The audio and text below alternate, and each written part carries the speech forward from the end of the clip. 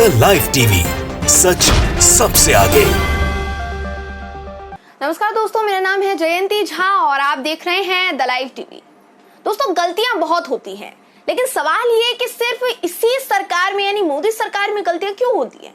कभी मेडल को लेकर गलती हो जाती है, कभी कोरोना के आंकड़ों को लेकर गलती हो जाती है। अब हैरानी इस बात की हो रही है कि ये गलती राष्ट्रीय अध्यक्ष का नाम याद रखने में भी हो गई है।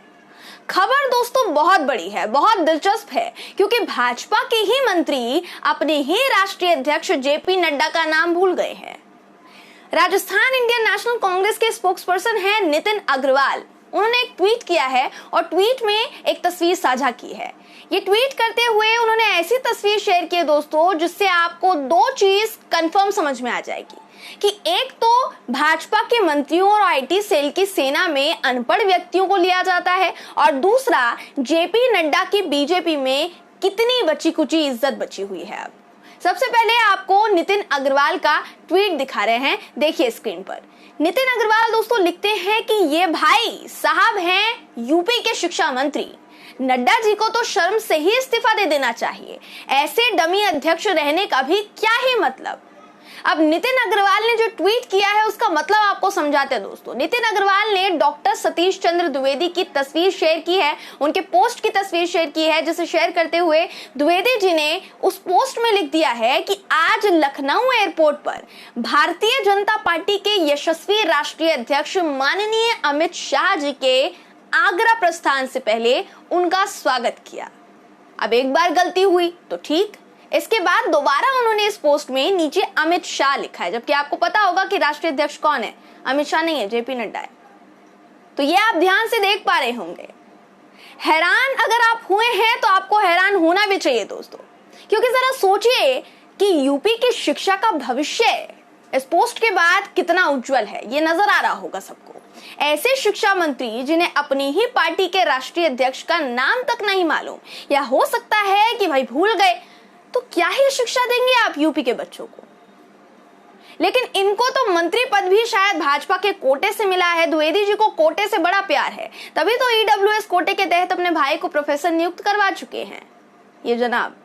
2 महीने पहले का वाकया हम आपको बता रहे हैं दोस्तों। ये जो वाकया है जो हम आपको बता रहे हैं, ये 2 महीने पहले का है। अब सिर्फ बताएंगे नहीं, आपको दिखाएंगे भी, ताकि आपको भी मालूम हो कि यूपी के शिक्षा मंत्री ना सिर्फ नाम भूल जाने में अव्वल हैं, बल्कि भाई भतीजावाद में भी वो काफी आगे रहते हैं, काफी अव्वल आते हैं। उत्तर प्रदेश के बेसिक शिक्षा मंत्री होने की आड़ में द्विवेदी साहब ने अपने भाई को असिस्टेंट प्रोफेसर की नौकरी दिलवा दी थी, और वो भी ईडब्ल्यूएस के कोटे में।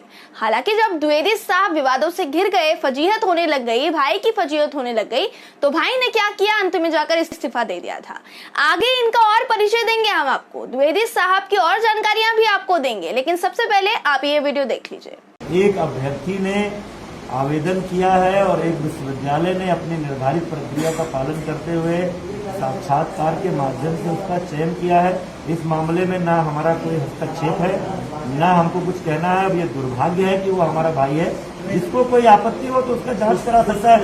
इस देश में सबको ये छूट है, कोई भी व्यक्ति किसी भी प्रक्रिया पर आपत्ति कर सकता है, उसकी जाँच करा सकता है। इससे ज्यादा मुझे दोस्तों, ये वही सतीश द्विवेदी हैं जिन्होंने मनीष सिसोदिया को खुलेआम यूपी के स्कूल विजिट करने की चुनौती दी थी और कहा था कि भाई आप यूपी आइए, आपको हम हमारे स्कूल दिखाएंगे, स्कूल देखिएगा।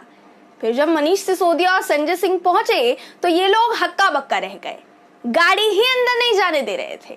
वो वीडियो अगर आपको याद होगा तो ठीक, नहीं तो आपको वो वीडियो भी दिखा देते हैं, क्योंकि सारी सच्चाई दिखानी है ना। तो ये वीडियो भी देखिए। दिल्ली सरकार का सारा बजट विज्ञापन कर खर्च होता है, इसलिए पूरे देश को ऐसा बताते हैं जैसे दिल्ली के सभी स्कूलों में स्विमिंग पूल हो। मैं अरविंद केजरीवाल जी को और उनके शिक्षा मंत्री माननीय उप मुख्यमंत्री आदरणीय मनीष सिसोदिया जी को भी, दोनों को आमंत्रण देता हूं, आए, हमारे साथ चलें या अकेले जाएं, उत्तर प्रदेश के स्कूलों का भ्रमण करें तो उनकी आंखें खुल जाएंगी।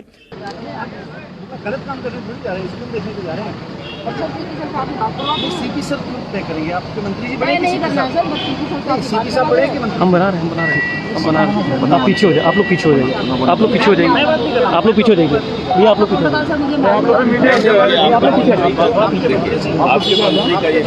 उन्होंने कहा है कि मैं जा रहा हूँ स्कूल देखने। आपके जो शिक्षा मंत्री जी ने उन्होंने कहा था कि मनीष जी आइए हमारे स्कूल देखने जा रहा हूँ। नहीं तो मुझे आप लखनऊ में घूमने से रोक लेंगे? क्यों? मतलब लखनऊ में मैं फ्री नहीं घूम सकता हूँ? दोस्तों, द्विवेदी साहब जुबान के कितने पक्के हैं ये तो आपने देख ही लिया होगा। आमंत्रित करके भूल जाना भी जब इनकी आदत है, अपने भाई को ईडब्ल्यूएस कोटे से प्रोफेसर बनाकर फिर भूल जाना भी जब इनकी आदत है, तो जरा मुझे बताइए कि हमारे यूपी के शिक्षा मंत्री द्विवेदी साहब अपने राष्ट्रीय अध्यक्ष का नाम कैसे याद रखेंगे? सवाल ही पैदा नहीं होता। नाम तो छोटी सी बात हुई ना, जब इतने बड़े बड़े कारनामे करके वो भूल गए, इतने बड़े बड़े कारनामे किए द्विवेदी साहब ने, भूल गए तो नाम कहां से याद रहेगा? अब अगर इन्होंने ये पोस्ट किया तो अभी इस्तीफा दे देना चाहिए द्विवेदी साहब को, और अगर अपनी आईटी सेल की सेना से इन्होंने ये पोस्ट करवाया है तो जरा सोच समझकर करवाया करें, क्योंकि अभी तो हमने देखा है द्विवेदी जी, जेपी नड्डा जी तक भी ये पोस्ट पहुंच गया होगा। फिर पता चले ये नजारा भी हमें देखने को मिल रहा है कि यूपी के शिक्षा मंत्री की क्लास उन्हीं की पार्टी के राष्ट्रीय अध्यक्ष जेपी नड्डा ले रहे हैं। अभी तक तो आपको भी इस्तीफा दे देना चाहिए था और जेपी नड्डा को भी इस्तीफा दे देना चाहिए था। इतनी गैर जिम्मेदाराना हरकत। एक बात और भी हो सकती है दोस्तों कि इससे पहले अमित शाह राष्ट्रीय अध्यक्ष थे, तो शायद अभी तक द्विवेदी जी का मोह जो था राष्ट्रीय अध्यक्ष की कुर्सी पर अमित शाह के लिए अभी भी बरकरार होगा, तभी तो नड्डा जी को कबूल नहीं कर पाए वो अभी तक। उनको पहले अमित शाह ही राष्ट्रीय अध्यक्ष के तौर पर याद है। अब गलती इनकी भी नहीं है, जब यूपी के मुख्यमंत्री योगी आदित्यनाथ ही ये भूल गए कि कोरोना की दूसरी लहर में विपक्ष ने नहीं, उन्होंने यूपी की जनता को बेहाल छोड़ दिया था, तो फिर शिक्षा मंत्री से आप क्या ही उम्मीद करेंगे? आपको एक खबर दिखाते दोस्तों, एक उदाहरण दिखाते हैं इस बात का। आपकी स्क्रीन पर एक खबर हम दिखा रहे हैं दोस्तों। अखबार के इस छोटे से टुकड़े में योगी आदित्यनाथ का बयान इतना बेशर्मी भरा है कि उसका कोई जोड़ नहीं है। योगी जी कहते हैं कि कोरोना काल में विपक्ष घरों में बैठा रहा। इससे पहले नड्डा जी कह चुके हैं कि कोरोना की दूसरी लहर में विपक्ष जो है यानी कांग्रेस, बेसिकली वो कांग्रेस को निशाना साध रहे थे, कांग्रेस पर। वो कह रहे थे कि विपक्ष आइसोलेशन में चला गया था। फिर रविशंकर प्रसाद जी भी कह चुके हैं कि कोरोना काल में विपक्ष का कोई योगदान नहीं है। अब जब भाजपा के इतने बड़े बड़े कद्दावर नेता अपना किया भूल गए, तो शिक्षा मंत्री द्विवेदी जी से तो आप क्या ही उम्मीद रखेंगे? वो तो सिर्फ नाम भूले हैं, कौन सा बड़ा गुनाह कर दिया उन्होंने? अब जरा सोचिए ना, कांग्रेस के यूथ अध्यक्ष हैं श्रीनिवास, ऑक्सीजन ले लेकर अपने यूथ कांग्रेस के साथियों के साथ वो कोरोना मरीजों के पास पहुंच रहे थे, और गोदी मीडिया के पत्रकारों सहित भाजपा के ही नेतागण उनसे मदद मांगते नहीं थक रहे थे। पहले भी हम आपको बता चुके हैं। अब जब योगी जी, नड्डा जी, रविशंकर प्रसाद जी बड़े बड़े नेता हैं, कद्दावर नेता है भाजपा के, वो इतना कुछ भूल गए तो शिक्षा मंत्री को कितना याद दिला लेंगे आप?